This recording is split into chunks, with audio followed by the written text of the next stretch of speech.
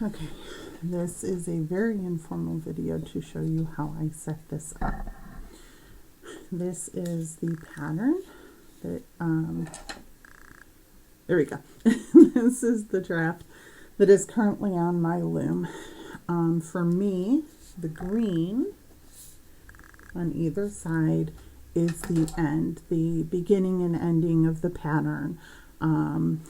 The black section is the part of the pattern that gets repeated over and over and over again. And this little yellow area is the part of the pattern that has to be added so that the beginning and the start of the pattern are balanced. So this got multiple repeats. The black got multiple repeats. The yellow was only times 1. The side green sections are only times 1.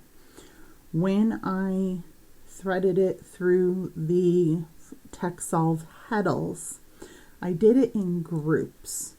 So I first did the green section and then I tied it off as one unit. Then I would do the black section and it would get tied off as one unit so that I always had a place to go back to, so I knew exactly where I was in the pattern repeats. But that's a pretty long repeat. So what I did, and sorry the numbers are backwards because I don't know how to run computers or the video stuff. What I did is I took, this is 8 descending down to 1. So I threaded those through the Texsolve heddles and set them aside. Then I did 2, 3, 4, 3, 2, and I set it aside. Here is 1 through 8, and again 1 through 8. I took that as actually taking 2 heddles for each shaft and moving them over so that I knew that if I did it right, I would have no heddles left over because there's 2 1s and 2 2s and 2 3s.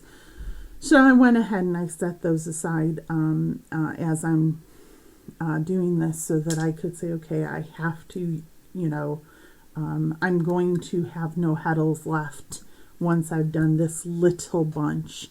And then I did 7, 6, 5, 6, 7, and then I did 8 down to 1, 8, 7 descending down to 1.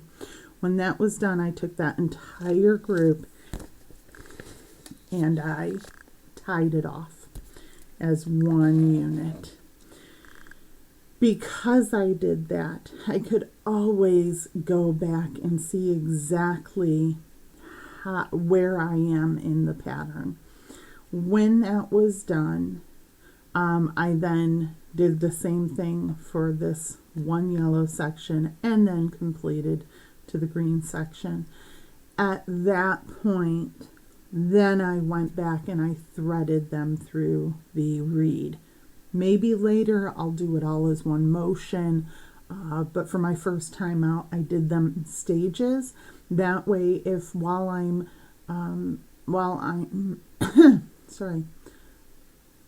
slaying the reed and pulling those warp threads through the reed, if there was an error anywhere in here, I could adjust because I hadn't done anything with the reed yet and made it simple.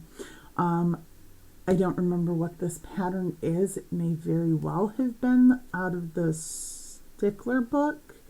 And if I can find that, I'll put it in the comments. That's it. Thanks.